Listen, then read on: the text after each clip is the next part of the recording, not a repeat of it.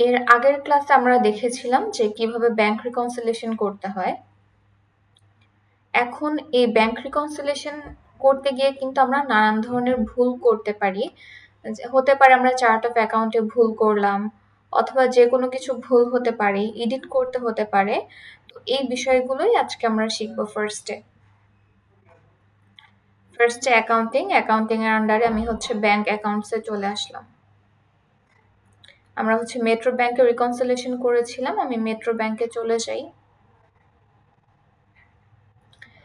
এটা আমরা সবাই জানি, তাই না? এই যে অ্যাকাউন্ট ট্রানজাকশনের আন্ডারে যে ট্রানজাকশনগুলো এখানে আছে বা থাকে, সেগুলো কি হয় আমরা যখন ম্যানুয়ালি ইম্পোর্ট করে নিয়ে আসি।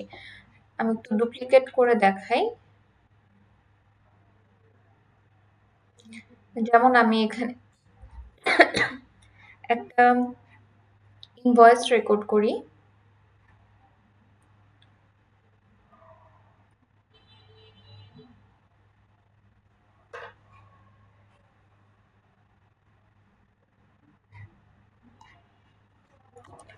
এখানে আমি কন্ট্যাক্ট অ্যাড করে দিই।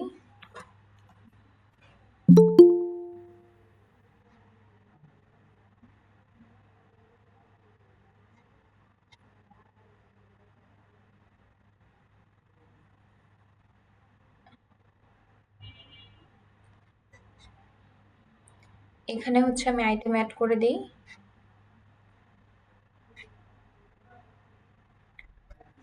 কোয়ান্টিটি 13, 10,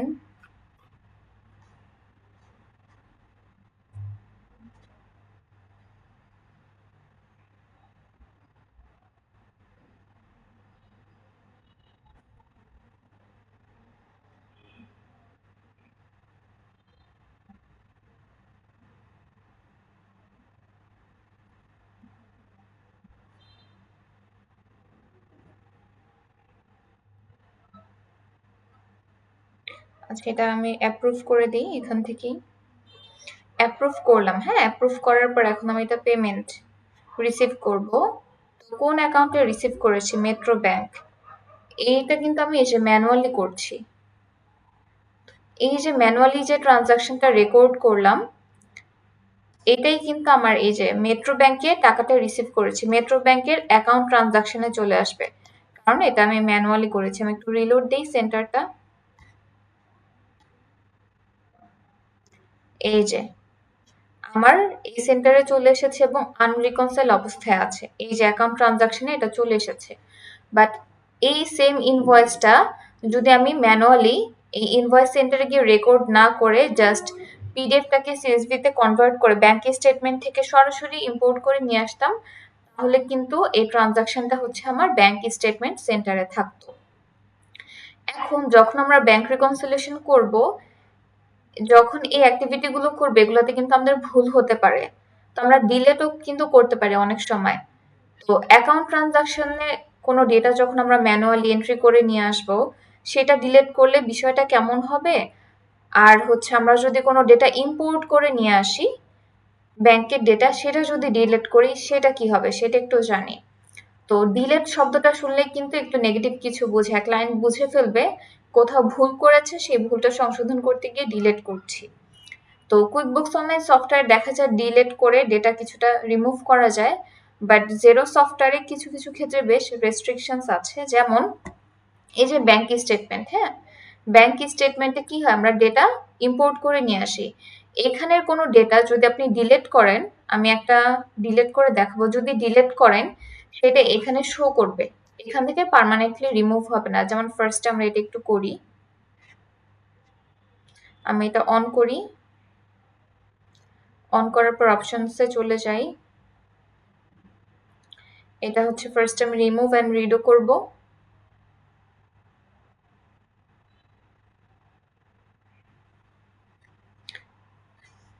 দেন আমি এখানে ক্লিক করি, ক্লিক করার পর এখন আমি ভয়েডে ক্লিক করব, মানে এটা বাতিল।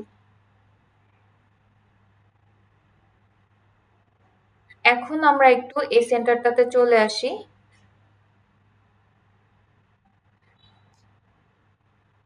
ব্যাংকিং প্যানেলটাতে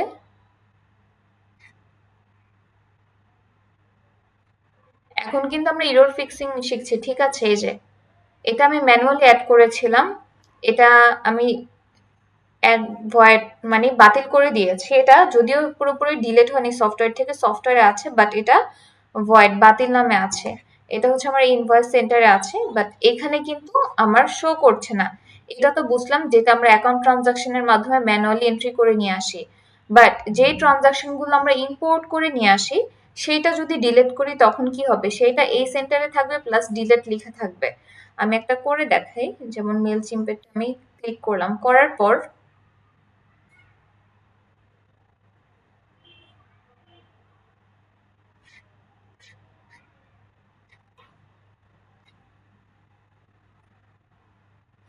এই যে এখানে আমি এটা ডিলেটে ক্লিক করলাম, ডিলেট। এই যে আমি ডিলেট করার পর কিন্তু এটা এখানে দেখাচ্ছে। এখন ক্লায়েন্ট যদি আমাকে ব্যাংক রিকনসিলিয়েশন করতে দেয়, অ্যান্ড ব্যাংক রিকনসিলিয়েশন করার সময় যদি আমি ইম্পোর্ট, এই যে ব্যাংকের যে ডেটাগুলো আমি যদি সরাসরি ইম্পোর্ট করে নিয়ে আসি, আর আমি যদি কোনো ভুল করি এবং সেটা যদি আমি ডিলেট করে দেই, এই যে আমি ডিলিট করে দিলাম, এটা কিন্তু এই যে আমার সফটওয়্যারে রয়ে গেল। ক্লায়েন্ট যখনই এখানে আসবে ক্লায়েন্ট কিন্তু এটা দেখতে পাবে। এখন দেখা গেল আমি ব্যাংক রিকনসিলিয়েশন করতে গেলাম, আমি হচ্ছে পিডিএফটাকে সিএসভি তে কনভার্ট করে ইম্পোর্ট করে আমার ব্যাংকিং প্যানেলে আপলোড করলাম, আমি হচ্ছে ক্যাটাগরিও করলাম, বাট পরবর্তীতে দেখলাম হচ্ছে আমি ভুল করেছি। এখন ভুলটা কোথায় করেছি সেটা আমি ধরতে পারছি না। তাই আমি হয়তো ভাবলাম যে আমি যতগুলো ইম্পোর্ট করে নিয়ে আসলাম আমি সবগুলোকে ডিলিট করে দিই, ডিলিট করে নতুন করে ফ্রেশ করে আবার করি। কুইকবুকসে আমরা কি করি, সেগুলোকে হচ্ছে আমরা এক্সক্লুডে নিয়ে ডিলিট করে দিই, তখন কিন্তু আর সফটওয়্যারে কিন্তু সেই ডেটাটা থাকে না, শো করে না। আমরা অডিট লগে দেখতে পাই ঠিক আছে, বাট এই রিভিউ ব্যাংকিং প্যানেলে কিন্তু শো করে না। কিন্তু জেরো সফটওয়্যারে এটা কিন্তু থেকে যায়। আপনি যদি 1000 ট্রানজাকশন এইভাবে হচ্ছে ইম্পোর্ট করে নিয়ে আসেন, এরপর যদি আপনি এরকম ভুল করেন না ডিলিট করেন, এখানে কিন্তু এটা থেকে যাবে আর ক্লায়েন্ট কিন্তু দেখবে অ্যান্ড একটা নেগেটিভ ইম্প্যাক্ট পড়বে। এটা আবার রিস্টোর করা যাবে, যেমন আমি সিলেক্ট করলাম, করে আমি যদি রিস্টোরে ক্লিক করি তখন এটা কি হয়ে যাবে, আবার রিস্টোর হয়ে যাবে। রিস্টোর হওয়ার পর এটা এখন আনরিকনসাইল অবস্থায় আছে। আমাকে যদি রিকনসাইল করতে হয় তখন আমি কি করব, আমি এই যে এটাকে ফার্স্টে অন করে নিতে হবে। আমি এই যে প্যানেলে চলে আসি,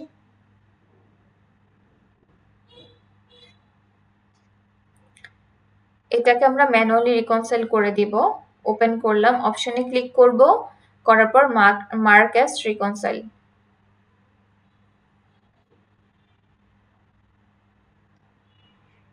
এখন যে দুইটা বিষয় বললাম এই দুইটা বিষয় কি আপনারা বুঝতে পেরেছেন ক্লিয়ারলি?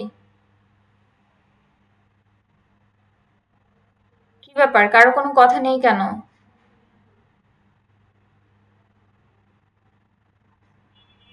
তানিয়া আক্তার শুনতে পাচ্ছেন? জি ম্যাম, শুনতে পাচ্ছি। কি বুঝালাম, বুঝেছেন? হ্যাঁ, বুঝেছি ম্যাম। ওকে, না বুঝলে বলবেন। এটা গেল একটা। তো এখানে আমরা দুইটা জিনিস দেখলাম যে আমরা ইম্পোর্ট করা ডেটা যদি ডিলিট করি সেক্ষেত্রে কিভাবে হবে, আর ম্যানুয়ালি অ্যাড করা ডেটা যদি ডিলিট করি সেভাবে কি হবে, অ্যান্ড ডিলিট করা ডেটা কিভাবে রিস্টোর করতে হয় সেটাও দেখলাম।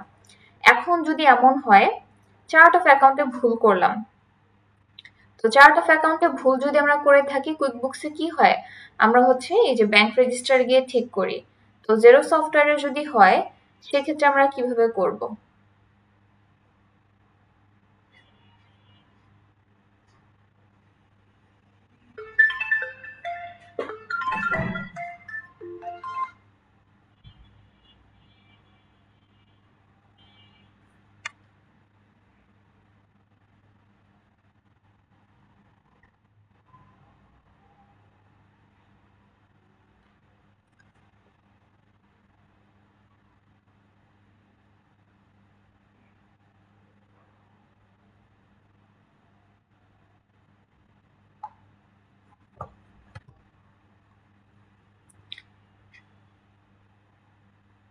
এখন এই যে আমরা যেটা হচ্ছে ডিলিট করেছিলাম দেন আবার রিস্টোর করেছি, এখন এটাকে আবার ক্যাটাগরি করতে হবে। তো ফার্স্ট আমি এখানে হু, এখানে হবে হচ্ছে আমার মেল চিম, এটাকে এখানে আমি কপি পেস্ট করে দিলাম। এরপর হোয়াইটাকে আমি কপি করব অ্যান্ড হোয়াট এটা কেন হয়েছে, এটা ছিল আমাদের কি সাবস্ক্রিপশন। আমাদের কুইকবুকসে কি হয় সব আবার হচ্ছে রিভিউ প্যানেলে যেমন চলে আসে আর এখানে হচ্ছে রিকনসাইল প্যানেলে চলে আসে। দেন আমি ওকেতে ক্লিক করলাম, ডান। এই যে এখন আমার এটা ম্যাচ করে গিয়েছে।